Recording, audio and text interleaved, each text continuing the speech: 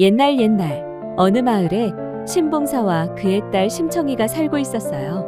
이 마을은 한때 풍요로웠지만 환경오염으로 인해 어느새 황폐해졌고 마을 사람들의 얼굴에는 절망이 가득했죠. 눈이 먼 신봉사는 이 모습을 볼 수는 없었지만 물이 말라가는 인당수를 바라보며 수군대는 마을 사람들의 이야기를 듣고는 인당수의 저주 때문이라고 생각했죠. 그런 모습을 보며 심청이는 저주는 없다고 신봉사를 위로했어요. 그럼에도 갈수록 상황이 더 나빠지자 마을 사람들 사이에서는 인당수의 제물을 바치지 않으면 사람이 살 수 없는 땅이 될 것이라는 기묘한 소문이 돌게 되었어요. 모두가 걱정을 하며 직접 나서지는 못하고 있던 그때 심청이가 나섰어요. 인당수에 직접 들어가 이 저주를 끊어내겠다고 결심했죠. 오염된 인당수 앞 심청이는 한 발 내딛었고 이내 인당수로 몸을 던졌어요.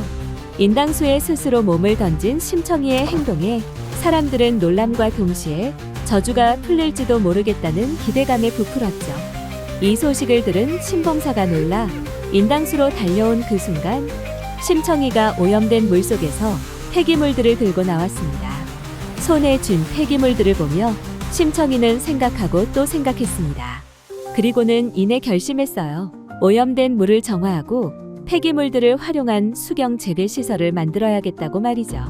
심청이는 밤낮 없이 이 일에만 몰두했어요. 녹슨 철근과 폐 플라스틱을 이용해 구조물을 만들어냈죠. 그리고는 끊임없는 보수 작업을 통해 물과 빗물을 정화하는 장치를 만들었고 마침내 희망을 담아 작은 씨앗을 심었어요. 그렇게 한 달 뒤 인당수 위에는 거대한 스마트팜 시설이 자리 잡게 되었습니다. LED 조명 아래 정화된 물을 먹으며 푸른 채소부터 과일, 싱싱한 허브들이 자라고 있었죠. 심청이는 신봉사와 마을 사람들에게 스마트팜을 소개하며 이제 저주는 더 이상 없다고 말했어요. 물이 흐르고 생기가 도는 흙냄새, 싱그러운 플레음이 감도는 것을 느끼고 신봉사는 놀라움에 눈을 번쩍 떴어요. 그리고는 환한 미소와 함께 말했죠. 심청이 덕분에 나의 눈에 희망이 보이는구나.